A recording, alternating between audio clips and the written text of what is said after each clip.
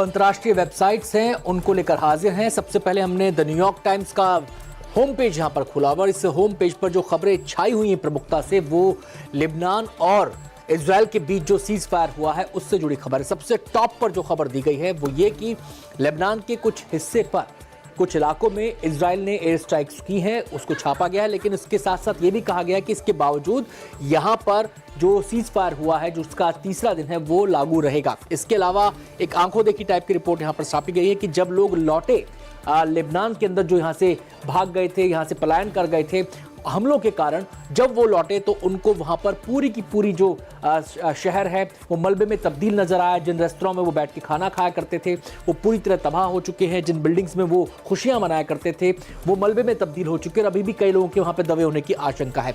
जहां तक ये लीड स्टोरी की बात है तो सबसे पहले आपको इसके बारे में ही बता दें।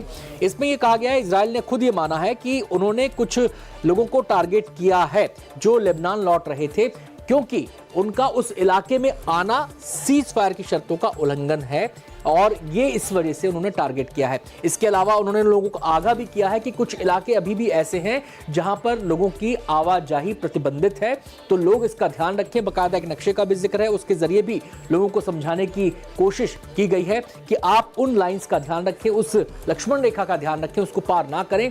ये आपको चेतावनी दी जाती है, अगर आप उसको पार करेंगे तो फिर आपके ऊपर हमला हो सकता है, हमें स्टेप्स लेने पड़ेंगे।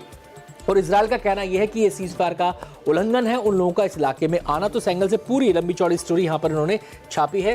ये तो बात हुई न्यूयॉर्क टाइम्स की। अब हम बात करते हैं CNN के होम पेज की। CNN की वेबसाइट अब खुल रही है और यहां पर आप देखेंगे CNN की वेबसाइट में तो पूरा का पूरा यहां पर जो स्टोरी है वो पूरी की पूरी 3 स्टोरीज यहां पर नजर आती हैं। एक एनालिसिस है कि कैसे पुतिन लगातार लक्ष्मण रेखाएं खींच रहे हैं यूक्रेन और उसके साथियों के लिए। पूरा एनालिसिस इसके अंदर दिया गया है। अब जो नई उनकी धमकी आई है हाइपरसोनिक मिसाइल के इस्तेमाल की, उसके प्रकाश में पूरा एनालिसिस किया गया है कि कोई पहला मौका नहीं है जब इसके बारे में पुतिन ने ऐसी धमकी दी। और विस्तार से आपको बताऊंगा, लेकिन उससे नीचे आप देखिए वो भी पुतिन से जुड़ी खबर है। उसमें भी साफ तौर पर कहा गया है कि जो पावर ग्रिड है उसको हमला करने के बाद पुतिन ने एक बार फिर से नए हमले की धमकी दी है।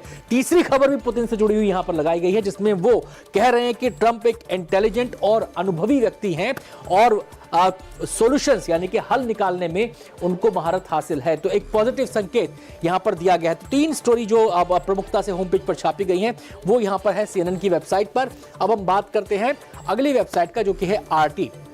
यहां पर एक दिलचस्प स्टोरी, जो पुराना एक कोई रेफरेंस, एक कोई घटना है, उसके आधार पर एक स्टोरी यहां पर छापी गई है, जिसमें पुतिन ने माफी मांगी है मर्केल से, जो जर्मनी की पूर्व चांसलर हैं, और उनसे उन्होंने माफी मांगी। अब किस्सा क्या था, 2007 का एक किस्सा है और इसमें दरअसल हुआ ये था कि सोची में 2007 में जो मर्केल हैं फॉर्मर चांसलर जर्मनी की, उनके साथ पुतिन की मीटिंग हो रही थी और उस मीटिंग के दौरान जो पुतिन का डॉगी है वो वहां पर पहुंच गया। तो मर्केल को ऐसा लगा कि उसने डिस्टर्ब किया और मर्केल जो है खुद एक घटना का जिक्र करती है कि 1995 में उनको एक बार कुत्ते ने काट लिया था, तो उसकी वजह से वो कुत्तों को लेकर थोड़ी सी घबराई हुई रहती हैं। अपने मेमोइर्स में, जिसका नाम फ्रीडम है, इसमें उन्होंने जिक्र किया है पुतिन ने उस घटनाक्रम के लिए कि वो जानबूझकर नहीं किया गया था, वो अचानक हुआ, तो उसके लिए उन्होंने उसके माफी मांगी है। तो एक दिलचस्प खबर यहां पर RT वेबसाइट पर छपी हुई है। अगर हम बात करें अल जजीरा वेबसाइट की, तो अल जजीरा वेबसाइट में लगातार अल जजीरा जो है लीड स्टोरी अपनी उन्हीं खबरों को बना रहा है जो मिडिल ईस्ट में इस समय हालात है, चाहे हिजबुल्लाह से जुड़े हों, लेबनान से जुड़े हों, चाहे वो हमास से जुड़े हों, गाजा से जुड़े हों, उन्हीं हमलों को लेकर लीड स्टोरी बना रहा है। और ये लीड स्टोरी में भी 2-3 अहम पहलू यहां पर दिखाए गए हैं।